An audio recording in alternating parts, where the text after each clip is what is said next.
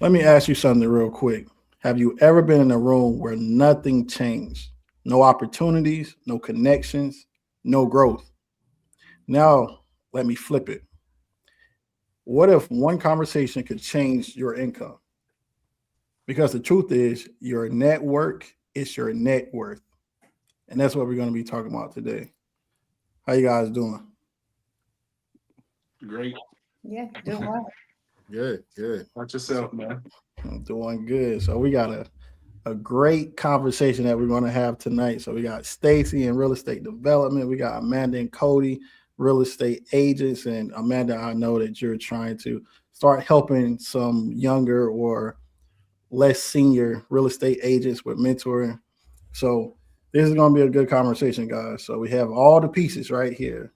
You find them, Stacy builds them, and you help people to do it, Amanda, as well. So let's go ahead and get started. Okay, let me turn this do not disturb on because I don't want that dinging to keep happening. I gotta do the same, man. Don't even worry about it.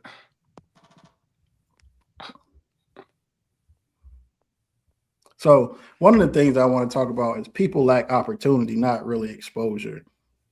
And what I mean by that is the opportunity could be right in front of you, but if you don't know the person, then how can you grasp it? And that really just comes from talking and networking, in my opinion. So the first question is, what's the difference between a room that wastes your time and one that creates opportunity? Amanda, I'll let you go first. Yes, I really think that there's opportunity everywhere. So it's up to you whether or not you allow the room to waste your time. Um, you don't just want to show up. You want to, if you're around people, there's an opportunity to collaborate, and you never know who you might be in the room with. So you don't know what if the opportunity exists or not. So that's really like you have to be intentional no matter what room you're in. And if you don't see it going anywhere, then you need to separate yourself. And Amanda, you've been a real estate agent for how long now? Almost 8 years. Next month will be Almost 8 years. almost 8 years. And Mhm. Cody, I know you're kind of new to the game, but you are seasoned as a real estate agent. So I'm gonna ask you the same question. So what's the difference between a room that wastes your time and one that creates opportunity for you? I know Amanda's insights may be a little different because she's been in the game longer, but when you go in the room, what how do you answer that question? Um, kind of to piggyback off of what she said, in every room there's somebody who knows something or somebody or some service or something that you may be doing or need. It's really just about networking with people, holding conversations. They don't have to be long conversations, but just introduce yourself. You don't have to necessarily say what you do, and just kind of fill out and see who you meet. Like you said, one conversation can change your whole life. um so I feel like for a room, I feel like no room is a complete waste. You can always learn something in a room or a connection with somebody that'll lead for something down the road. So I don't feel like any room is a complete waste. Got you. So what you both are saying is you choose to waste your time, not the room. Correct. And not. Absolutely. Yeah. And so I'm gonna go to Stacy since he's in a different lane in real estate, which is similar but is different. So when you go into a room, Stacy, or you're picking a place to go to, how do you strategically plan to go there, and how do you stop yourself from wasting time? I think well I know it's being intentional is literally knowing when I go to these places, when I take up these spaces, I'm here with an intent. It doesn't have to be a strict intent, but it has to be beyond transactional. So that's the other pieces is getting away from being transactional and actually forming genuine relationships while in any space. Because you never know. Today somebody might not be capable of helping you or pointing you in the right direction, but a year, 2, 3 years later, the roles could completely flip. And because you develop those relationships with certain people, you just never know how those dots get connected. So it's being intentional and steering away from being transactional and focus on building genuine relationships if you find value in that person's presence, you know? Yeah. And I wish I had my friend Kurt on. He's a videographer and he has a marketing company and he works with real estate agents and investors and startups and all these other people. But he said sometimes he'll talk to someone for 5 years and then later they'll come to him and ask, "Oh, I need some work done," or tell him I need some work done, and then they'll pay him $50,000 to $60,000 to do a project. But those type of things compound when you are in rooms or are in spaces where you are showing people that you're a good person and you're not just out for their money. Because what we like to do is deliver value to people, whether that's a great home. Everyone knows on this call what happened with my home, but whether it's delivering a great home, a great experience, or just being there for someone to talk to, because sometimes people just need you to listen and then you could deliver a solution. A lot of people in sales don't really understand that you're not trying to sell or push something in front of someone that they don't want. That's the worst thing that you could do. So if you hear them out and then you can align with, okay, I can help this person, or you may not be able to help that person. But I don't think that you should take anyone's money just because you're trying to get money. If you can't help the person, don't say that you can help the person, right? So I think that goes hand in hand with opportunity and being in the right spaces. Absolutely. Absolutely. Yeah. I agree with that. Yeah, one of my Now, mottos is serve, don't sell, because you get a lot further just understanding, really we're problem solvers. We just so happen to make money along the way. And like you said, if you can't do that, then you're in the wrong space. yeah, and like a problem solvers, that's a great way to put it because you are solving a problem. I know a lot of real estate agents may not look at it that way that haven't been in the game as long as you have, Amanda. But really, someone is looking for a house. That's the problem that they're trying to solve. They want the right house because they're going to most likely, unless you're an investor, you're going to live there for a long time. So, and now if you are an investor and you're working with an investor from the real estate agent in, then you want that investor to be happy with what you're handing them and not be upset because you don't want to tarnish relationships either. Yep, for sure. Yep, yep. And that goes back to that transactional piece.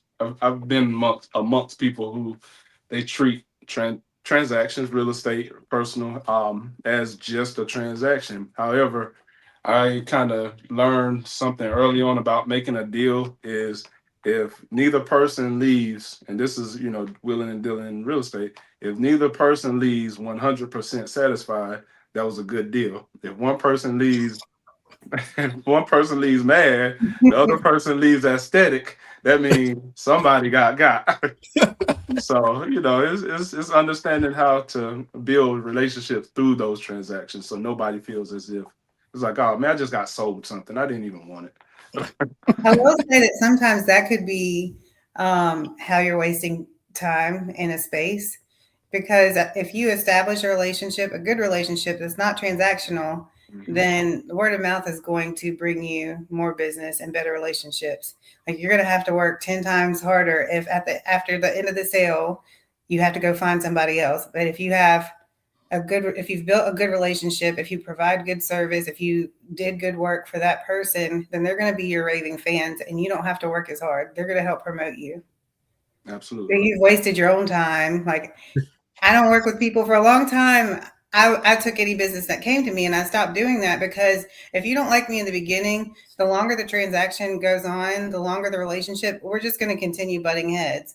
And at the end of the deal, are you going to leave me a 5-star review? No. Are you going to tell your friends and family to come work with me? No. So I just wasted my time. And yeah, I made a few dollars, but I could have spent the same amount of time investing in somebody that does like me, that does appreciate me, that does value me. And so I will say that you can waste your time doing that by not surrounding yourself with the right people and not walking away at the right time. Absolutely. Yeah, and compound. Everything compounds, right? For So sure. that time wasted, it compounds. And I was talking to you and Cody about this, Amanda. Mhm. Compounding efforts, compounding time, it could end up being bottlenecks. So that's what I teach. I coach teams, businesses, projects, like whatever it is. If you compound wasted time, then after that transaction, that's what we're saying, then all that time wasted, no, that person is not going to go tell anyone else about you. So the person that you want to work with is the person that likes you, that understands that you are helping them and has a good experience. So now they're going to go tell someone else while you're working with your next client. And then right after that client is done or you close that client, then, hey, such and such, John told me about you, said that you were great. Now it just is a trickle down effect, like you spoke on, Amanda. Mhm. So let's get to the next question. I want each of you to share a moment where being in the right room changed something for you. I'll start with that. Want me to lead with that? Yeah, you go ahead. I'll give you this 10 years ago. And this is about when I very first actually got into the real estate investing side of things. I went to a real estate local meeting here. I'm not going to plug them in, but I went to a local meeting here, and it was I felt so small in that room because they were literally, it was like an auction. They were standing up, they were selling private notes, they were offering up deals, and they were offering up transaction, real estate deals, between private lending options, private mortgage, like literally selling notes to each other. Hey, I have this note, take second position. I felt completely out of place, but what it did was it made me level up, and I said, you know what? I got to learn what I'm trying to do. I need to really dig into what I'm trying to do because I just walked in a room full of sharks and I felt like Nemo. you know?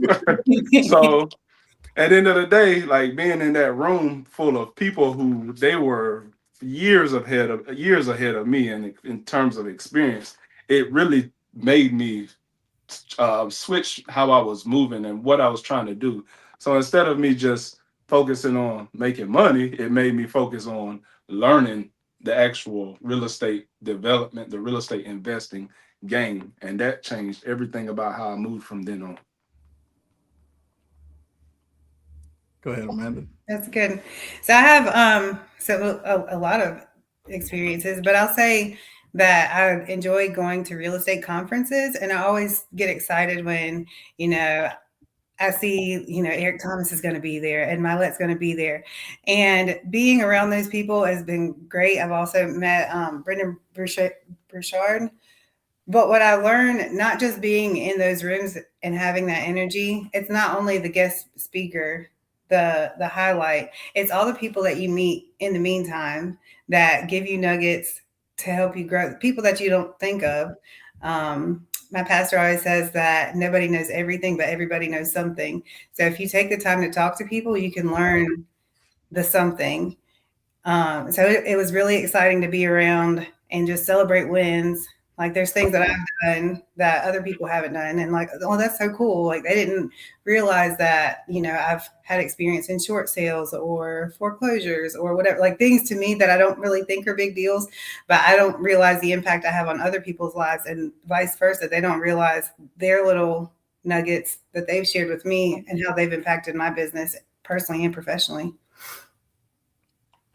I got something to add to that, but I'm gonna let Cody go first. Yeah, I mean, being in a room, when you get in a room too, when you in a room with other winners or people who are doing things that you are looking to do, as she was saying, it really motivates you, to see other people like, man, they did this, I can do it too. And they're really, they don't mind, sharing some of the stuff of how they got there and what they're doing to get there with, to help you get to the next level. And one of the key things in those rooms is they always said that, they had help. Everybody wants to do everything by themselves or think that they can do it by themselves. Sometimes I'm guilty of that as well. But sometimes you just need help. Like you need other people to help you, and guide you to where you're trying to go.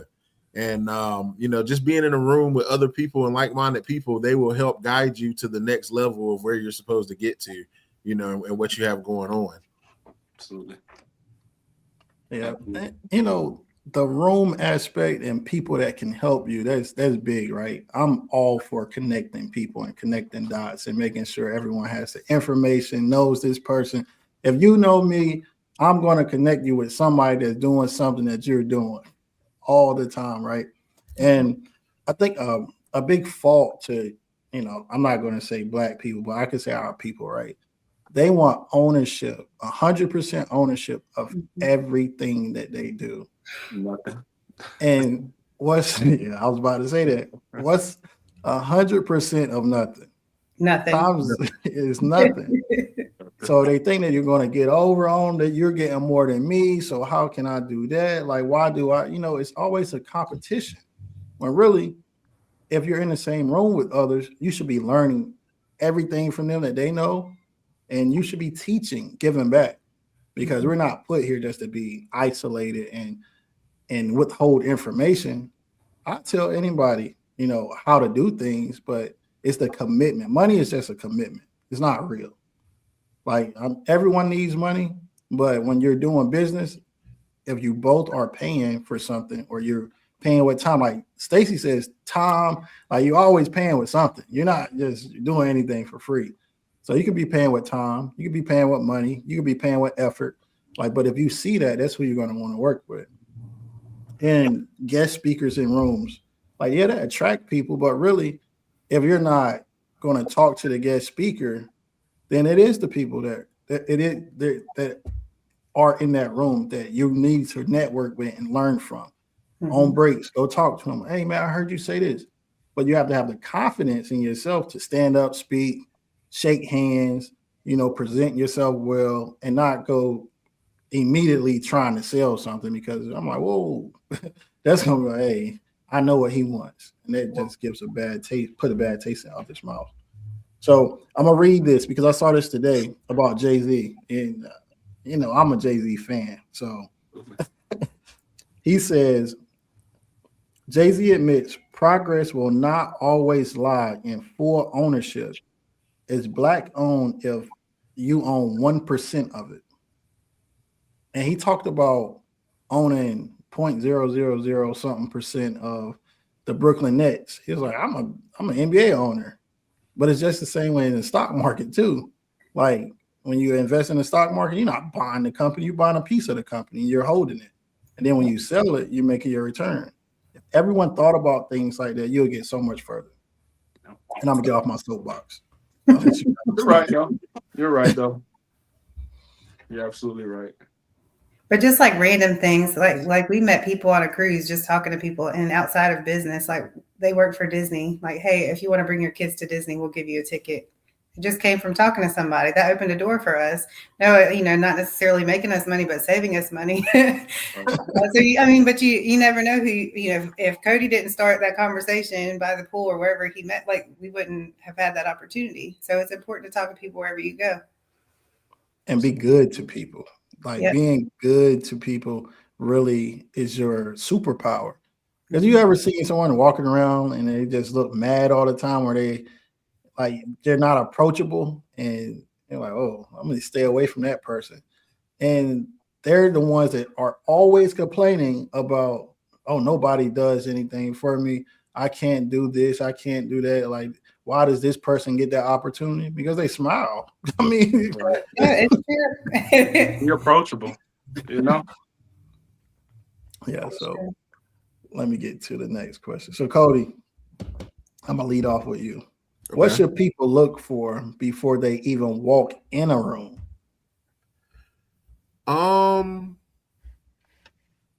So, and I'll give it to you from my standpoint when I walk into a room of people, because Amanda can tell you, I find somebody to talk to in some room and I start conversation. That's just what I do. I'm really good at networking.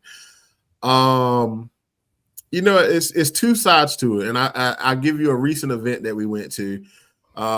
We went to like a builders event recent, like during Christmas or whatever, and there was one guy in the room that I met. He was just standing there by himself. He didn't know anybody. He happened to be in a very popular field that's much needed. And, you know, I told him, hey, you know, you might want to just kind of, I introduced myself. You know, I told him, you know, I did real estate, and he told me he was an electrician. And, you know, we talked for a little while. I got a card, and, you know, I told him, like, electricians right now are in, you know, high demand. Like, you know, you should really, you know, talk to people. But I could tell that just wasn't his strong suit. You know, I did attempt to introduce him to somebody, but he just wasn't, you know, very talkative.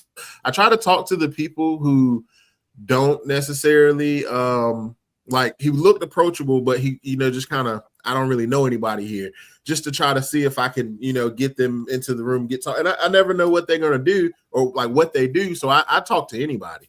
And then, you know, there's also the group of people where there's just like people, you know, laughing and talking, and, you know, you just kind of walk up, you know, introduce yourself, and I just, you know, kind of listen and chime in with the conversation. I look for people, you know, obviously smiling and having a good time, and, you know, just kind of catching what they're talking about, and, you know, see if I can contribute. And if not, you just kind of listen and, you know, wait for your time to, you know, at least speak or say, hey, I'm such and such. You don't even have to say what you do, but just introducing yourself to somebody in a room. You never know, you know, where that leads to down the line. Yeah, and I know you, Cody. So you'll talk to me. Oh boy, you always been like that from kindergarten. Boy, I say Cody talked to anyone. I haven't always been like that. So I know that from that story you just told, I used to be like that. And because everyone knows, like, only thing I did was pick up a basketball, and I let my actions talk for me. I was not a speaker. So when I got out of basketball, I had to get uncomfortable, be okay with being uncomfortable so I can speak to people. And that was not an easy thing to do. And I'm not going to sit here and make it sound like, oh, you could just go up and talk to anybody, or, you know, because you're thinking about what you're saying too much most of the time. You're like, oh, I don't know if I should say this.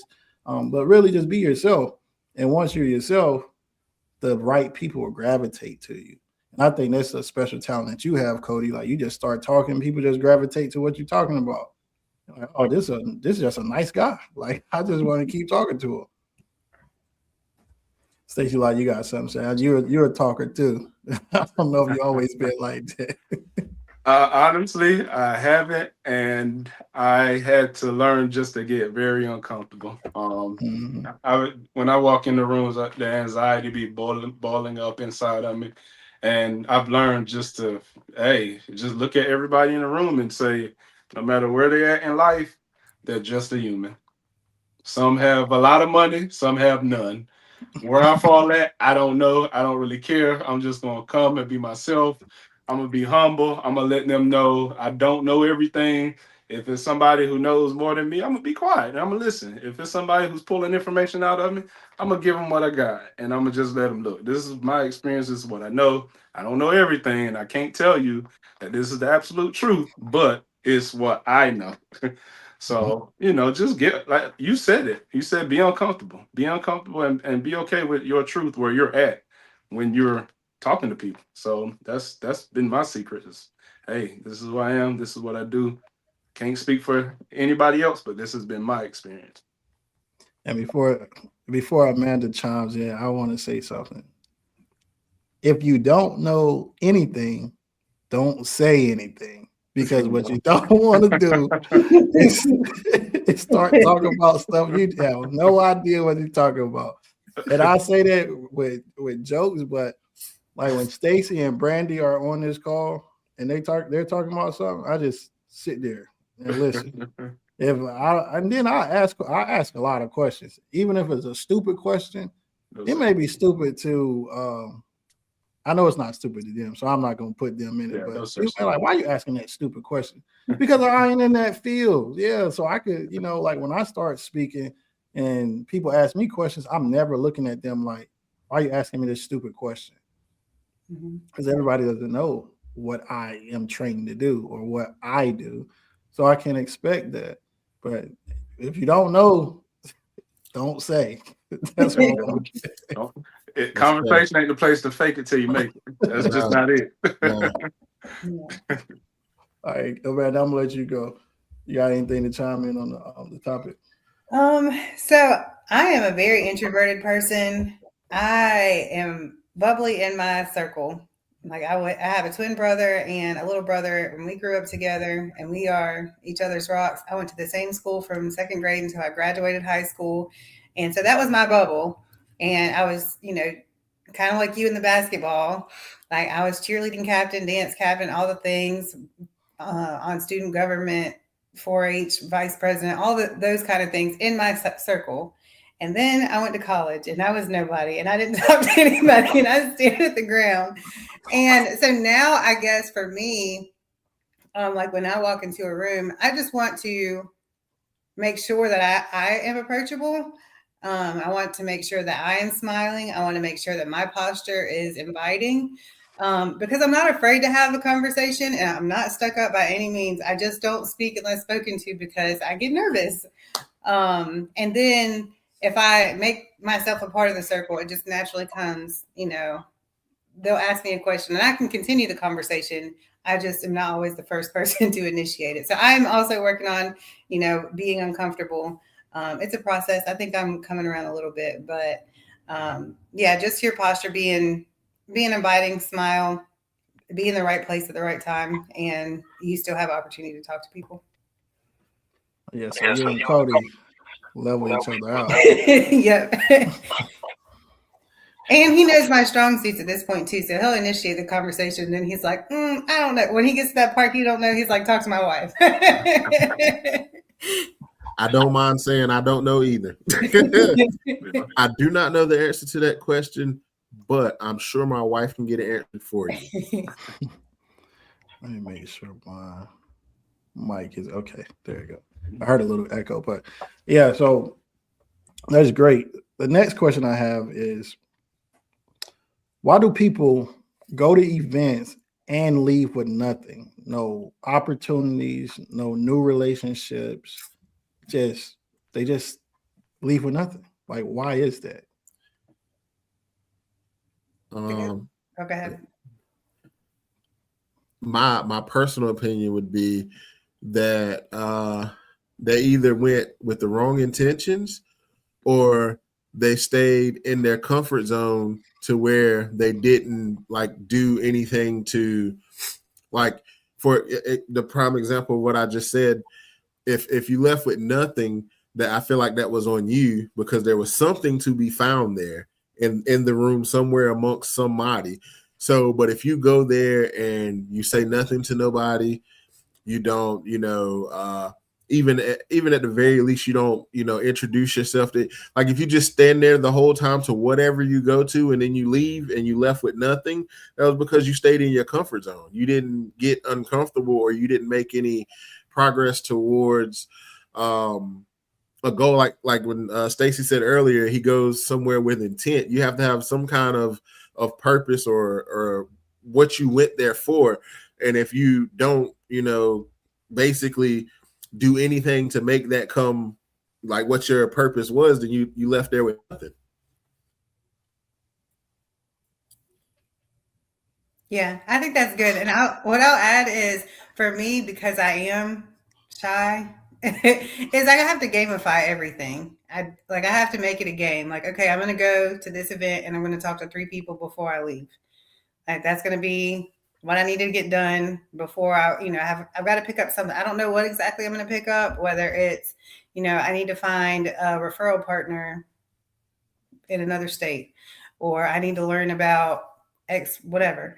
But if I just give my task something to complete, then I can see that through. But I agree that if you don't get anything out of an event, it's because you just came to spectate. And I think that you can still get something out of spectating, but I agree that it's your fault. If I went back home, another situation, we were out, I saw somebody with, we work with EXP, we're partnered with EXP Realty. I saw somebody with an EXP cup, and I was just like, "Hey, I'm EXP too." And she gave me a nugget to help me. Like, we get stock awards if we meet production goals.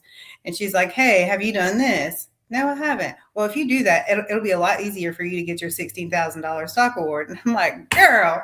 So we've been working on it. It's been working like gold. But had I not been brave enough to just say something, anything, then I wouldn't, I wouldn't have learned something. And we were on vacation. I wasn't trying to work, and I had my phone on do not disturb. I didn't get the internet package. I was really focused on not working, but I saw opportunity, and even though I'm shy, made it a point to speak to this person, and she has put something in my lap that has made me money already and will get me closer to my stock award in the next month or two.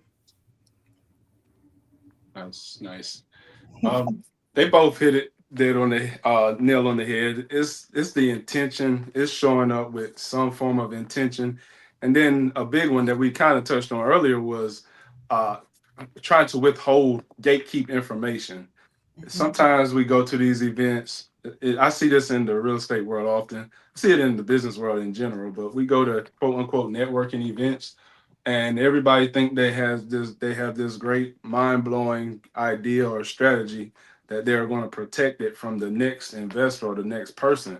Well, sometimes those conversations lead to collaboration, and you're missing out on your opportunity by trying to sit on this information. And let's say it's not necessarily that you're gatekeeping. It can be a matter of you're introvert or you have that anxiety issue. So it's just not being willing to open up and express exactly what you have going on. And I'll be honest, I've been guilty of that in the past. I've been in rooms and it wasn't necessarily the gatekeeping aspect. It was like, oh man, I didn't have the confidence to speak on what I was actually doing. And when I finally did, or as I finally got more comfortable in speaking on those things, people are like, wow, that's a great idea. And I'm like, oh, well, I didn't necessarily know it was a great idea. I felt it. I knew it, but I didn't think it would be received in that manner. So it's, again, sometimes you just have to put yourself out there, expose what you have going on, expose your weaknesses, and be willing to see where it takes you. So you got to be intentional. So intention, purpose, and driven. That's what I picked up from everything that you guys have already said. Yeah. And I just feel like that is life works the same. And I'm a strong advocate of like nothing is different about the way life works. It is a big circle. Just if you think that you're the first one to experience something bad when you're trying to do something good, you're wrong. Like you are wrong. It is someone out there that has either went through what you're going through or about to go through what you have been through. And that is why you have to talk to people. You can help someone can help you. And I look at the world as people that just don't have purpose or don't have a reason behind what they do. They're just wondering.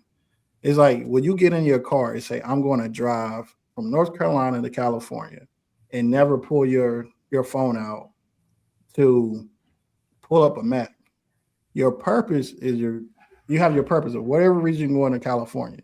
But if you don't have a way to get there, then you're just going to be wondering. You're going to get lost. You're never going to pull your phone out. You're never going to pull a map out. Back in the day, I think we're all on this call used to have map quests, and we print those out, and you looking and you miss your turn. You're like, oh man, this don't look like it's supposed to. Like that's what we used to do.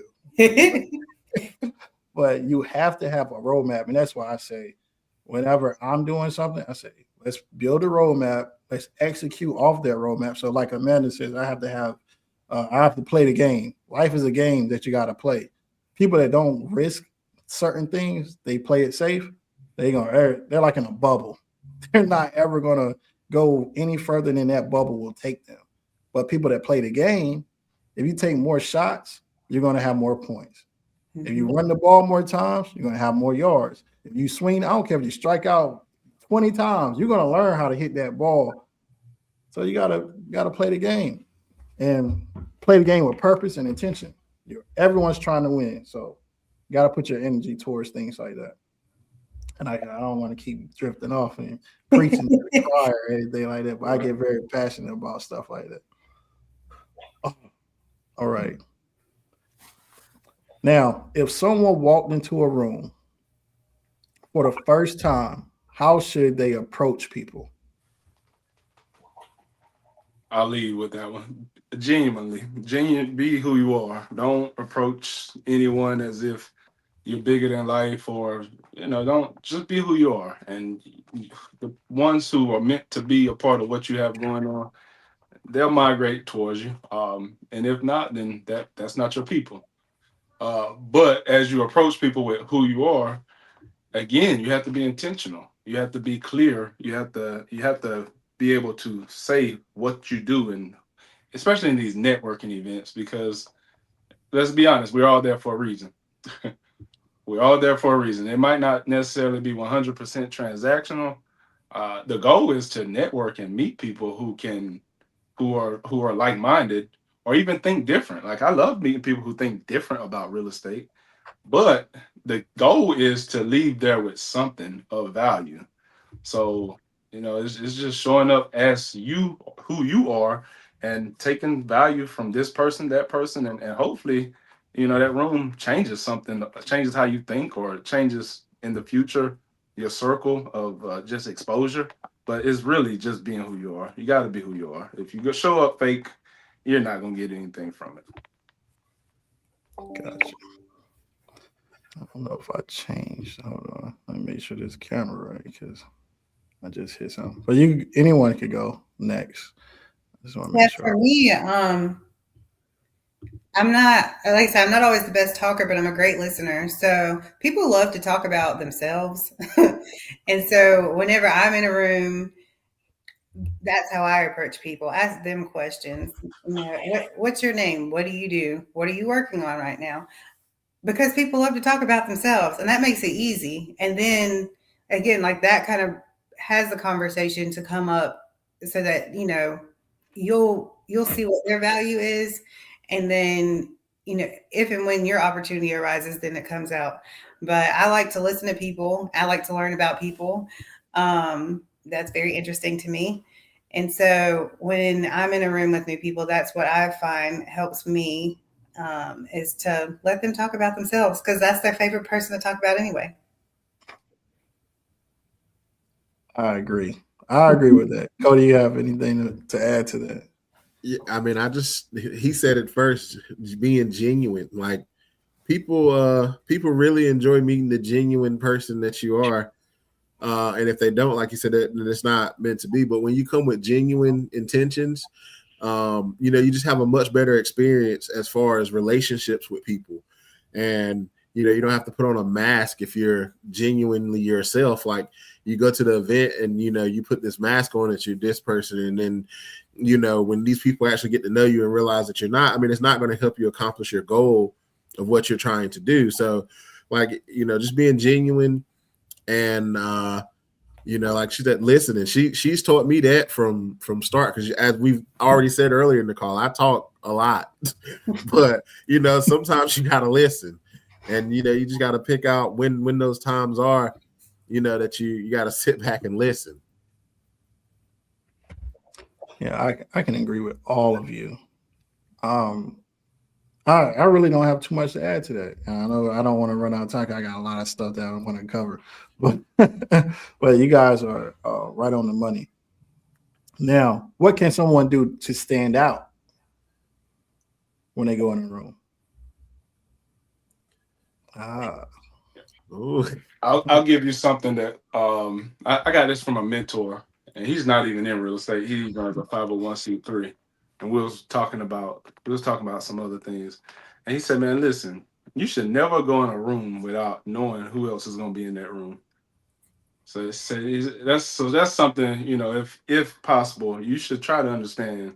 Okay, who's going to be a part of this now I don't want to call it a mix, or this networking event, and if you can, just, hey, be able to not, I don't like to say relate to what they have going on, but have some questions for them. Like they said earlier, people love to talk about themselves. I want to hear all about you. You know, being able to pull those questions out, and silence. Sometimes just silence is a great way to stand out. Just be quiet and listen, and you'll stand out when nobody's heard anything about you all night. Yep, I was gonna piggyback kind of off my same last point is, yeah, that makes you different because a lot of people will go, especially agents. You know, Cody does a lot of cold calling. The person on the other end, especially when you're cold calling, you don't know who's on the other. They don't care about you. They don't care. You're the 5th or 10th or 100th real estate agent that's called them and told them the same thing. And I sell all these houses and I do blah, blah, blah, blah, blah. They don't care about none of that stuff. They want to know what you can do for them. So if you're asking questions about them and learning about them, that makes you different because at the end of the day, they only want to talk about themselves. I want to know how you can help them, but they don't necessarily care about you. At least not yet. They might care about you later, but the initial conversation, you got to get there. So that's what I think. I'd agree with Stacy that sets you apart by being genuine, by wanting to learn about them and not just trying to, I don't know, be braggadocious about yourself and what you have going on. Cody, you got anything before I go? No, I don't have anything for that one. So I'm gonna put my coach hat on right now. So to stand out, let's think about it like this. If we're all going in a room and someone has seen me 100 times already, online, on flyers, on this, on that, I don't have to do much to stand out. Mm-hmm. So if you build your brand up online or you've been going to a lot of events, even if you could get on stage, then you stand out immediately. But the problem is people don't want, they say, oh, it's like the old man. Like, I'm not doing that. I'm not throwing shots at Stacy. I won't gonna say that. I'll go wait till afterwards. Well, I'm not doing that online stuff. I'm not doing this. I'm not doing that. But it's needed. And we have to adapt to times. So when you walk in the room, like, oh, didn't I see you on Investment Talk? I think that's what it's called. Even if they're like, oh, I won't even get offended if they're like, I think I saw you on something. Like if they don't know, but they recognize your face, Mm-hmm. that's gonna start a conversation immediately. Rather than, and then you know what else that does with cold calling? They're like, hey, I'm Cody Fulford. I love what you said the other day on that podcast or whatever you were on. I love that. How can I help you, Cody? And now they already feel like they have a relationship with you. You're like, oh yeah, and then you could ask them, well, what did you like about it? Man, I really want to know more about you. You know a little about me, so now let me talk to you about you. Mm-hmm. And that's easy. Now you have the relationship. Now what emotion? Now it's logical for them to let you help them because they feel like they know you. But imagine somebody just coming up to you in the mall. You don't know them from a liquor, what they call it, a liquor pate. I don't know why people say that. But and they say, hey man, you want to buy this? You're like, whoa, bro, get out my face. Like, where did you steal that from? That's what you're gonna automatically think. Where did you steal this from? Because you're just walking up to me asking me to buy something from you. And what they used to do in California when I was in San Diego, they used to have these women stand outside of jewelry stores. See, they didn't even look like they worked there. You walk by, and then they're like, hey, and then you act like they're going to talk to you, and they're like, hey, come in here. And then now they're trying to sell something to you. So it's playing with your emotion, your like all of those things. Like it just doesn't make sense. But if someone trusts you, most likely they're gonna buy from you. I heard someone say people don't buy things, they buy from people. So if a person knows you, he's more likely to buy from you versus someone that they don't know. So that's a little gem. Put my coach hat back up so I can get my host hat. I love it. That's so good though. Like and I can tell that we are building out that brand here. Like I went to pick up my prescription at the pharmacy. They're like, you're the real estate people. He went to order a pizza and in downtown Washington, and somebody approached him. You and your wife, y'all sell real estate, don't you? He's like, yes, we do. Stacy, the first time I met you, you were like, "Oh, you're Cody's wife," and I was like, "And you are." Because Stacy is that old man that no, I remember faces. I She remember gets it a names. lot. Like somebody walked up to her and speaking and smiling in Walmart. She was like, "I have no clue who this is." She talked to me like she knows you. I was like, "She do. Social media. She sees you all the time on social media. She knows you." There you go. but I'm a strong advocate for that too. Like I want people everywhere to know Stacy. I want people from in California like that. Oh, you're the guy that does the real estate. You build, you handle, you manage assets. You have a lot of knowledge. I want people to call Stacy, like try to find your number. Like, oh, like who is this calling my phone? Answer the phone, Stacy, because people. I've gotten better at that. All right, so that's good. That's good stuff.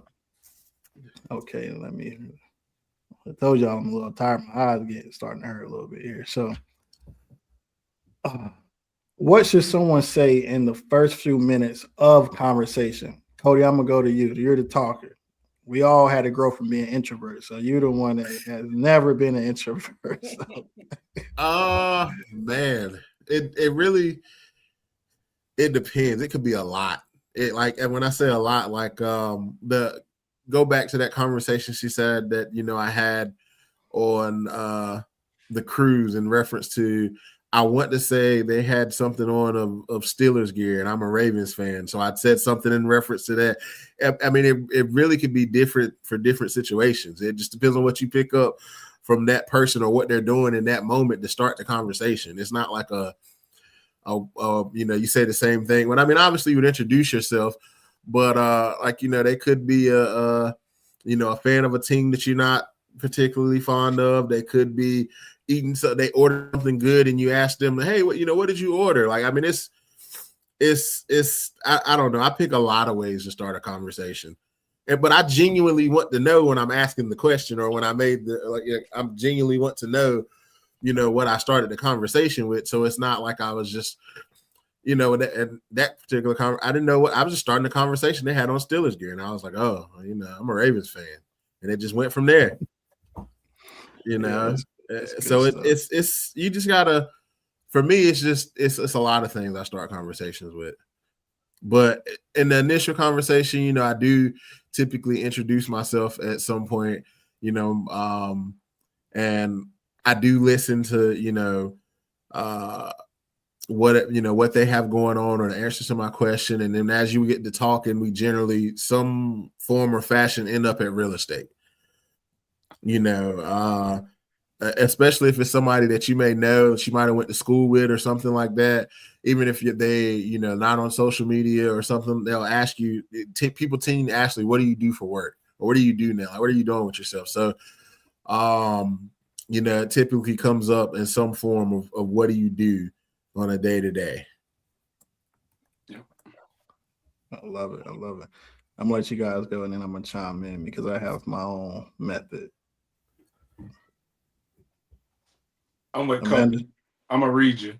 I'm gonna read because every scenario is different. Everybody's gonna want, you can't talk about sports with grandma who has no concern about that. You can't talk, so it's you got to read that body language, even if that body language is off-putting.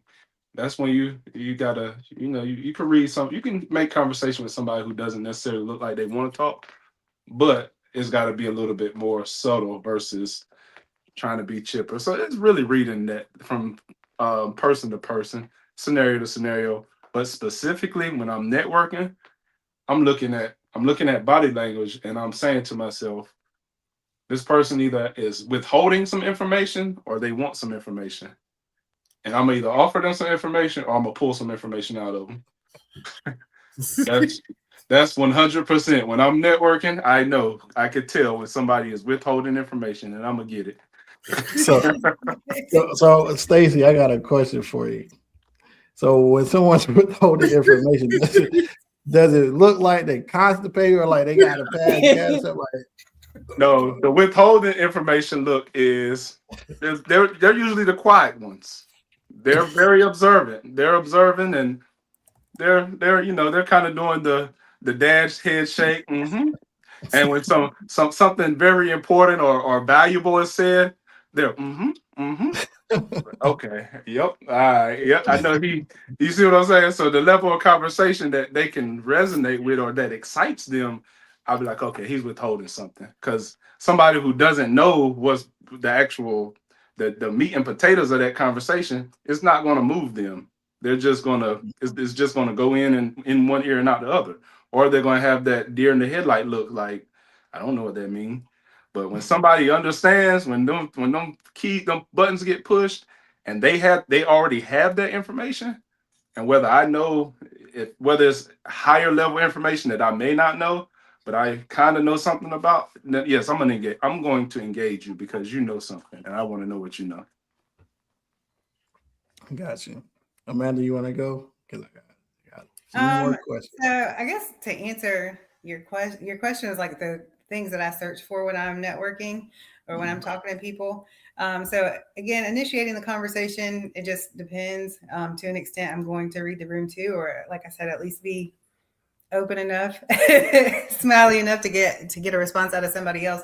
But I want to know where you're from. I think a lot of it just stimulates conversation. Hey, I'm Amanda. Where are you from? Are you from around here? How long have you been here? What are you working on? And it could be professional, it could be personal, it could be both. And then I want to know what I can do to help them.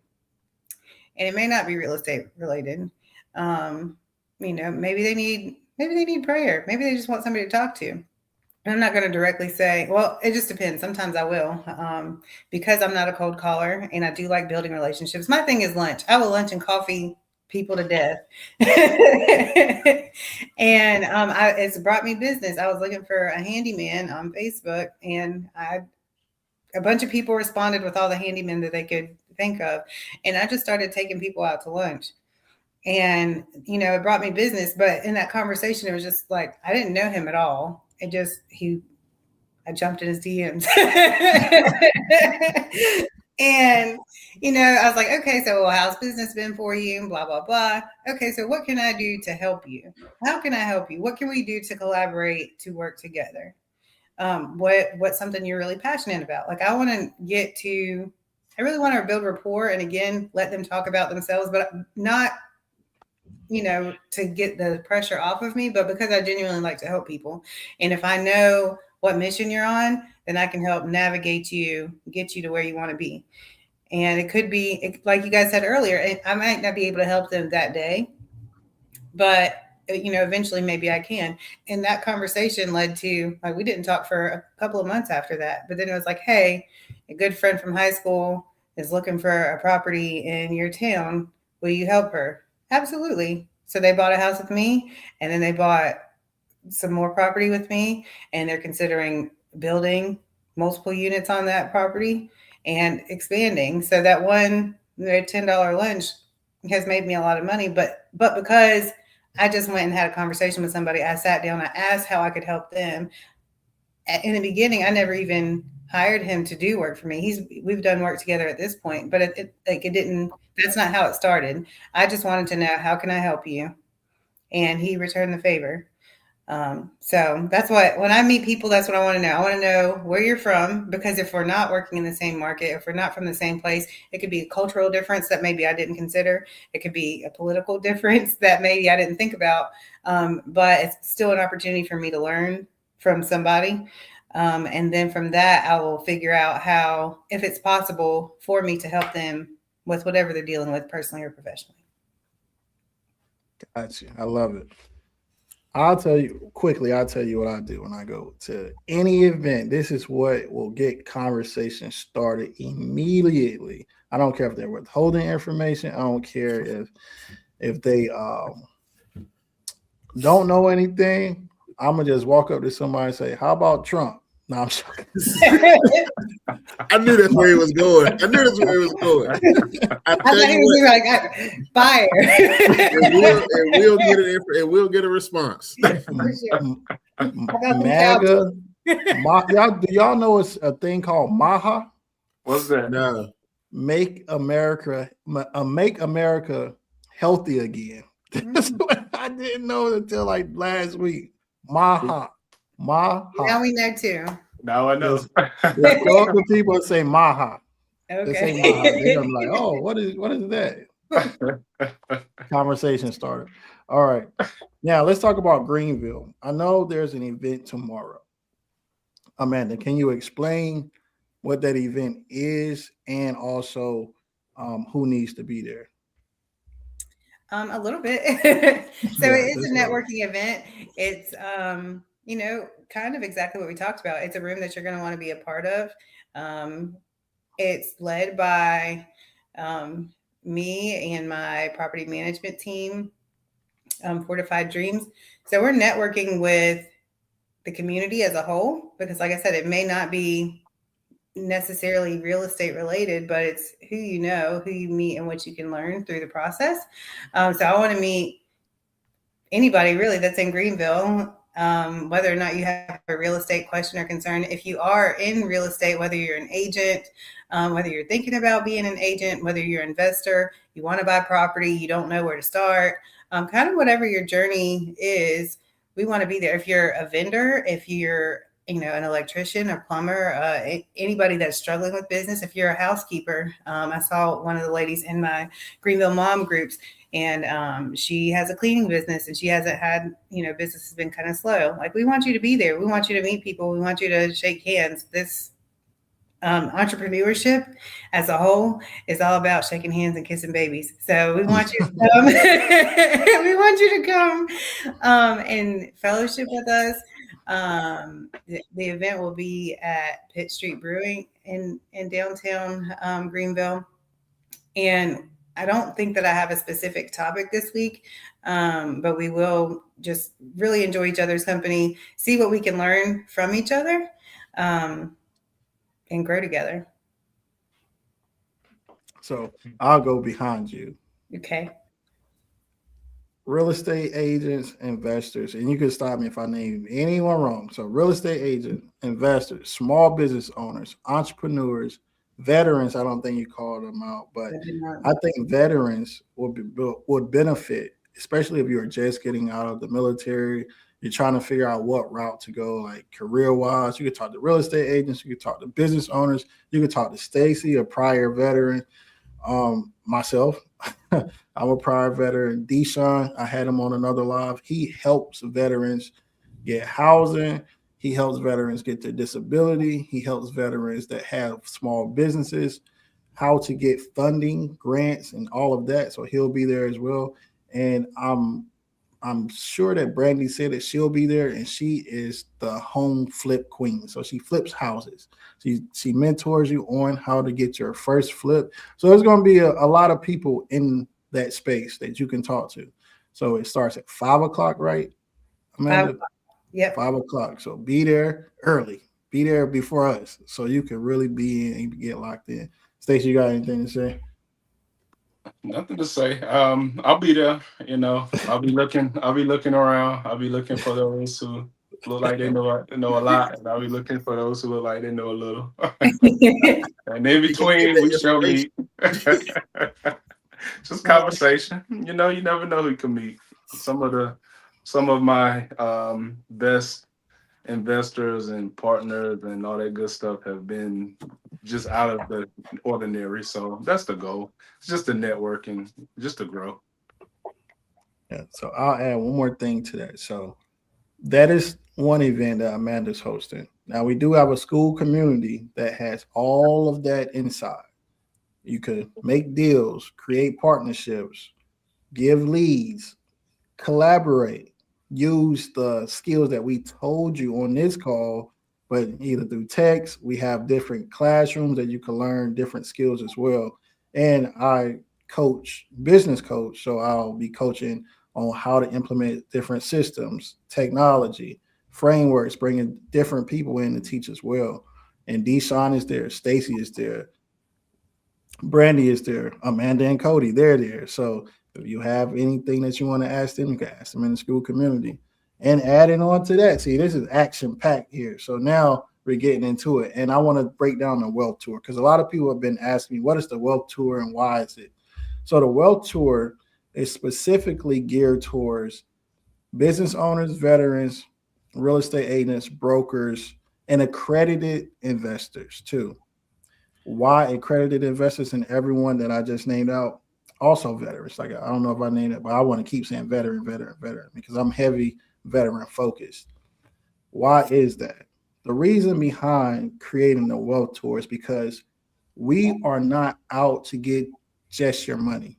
We're here to help you build wealth so you can have your time back, build systems that'll give you your time back. Everyone wants to have time with their family while still bringing in revenue, while doing it with good people. So I created the wealth tour. It starts in Raleigh, then we go to Myrtle Beach, then we go to Tampa, and we end in Miami. Certain people, depending on the tier that you're under, there'll be a flight, yacht, food, private dinner, all of that in Miami. So join the school community and get your first entry into the wealth tour and being financially free and being a part of great people and groups. Anything you guys want to say? I know I said a mouthful, but I wanted to try to fit in there in under that minute because we're over. I just want to say for tomorrow, everybody come out. Everybody in the categories they named it, even if you're just curious to see what's going on, come introduce yourself and don't be shy because Cody will talk to you. I might. I'll give you this one. I started out years ago and introduced a welder to real estate investing. And when I had a conversation with him yesterday, and he's a shark, man. I'm like, man, I can't even talk to you about real estate because you're ready to jump on everything. So, you never know where you're at and where you can go in this real estate game. So I'm going to say this to Ian. There's two things that never change in this world. Your jobs could go away. Labor can stop. Money, the way you make money could change. But two things that has never changed in this world is investing in stocks and investing in real estate. Absolutely. Peace.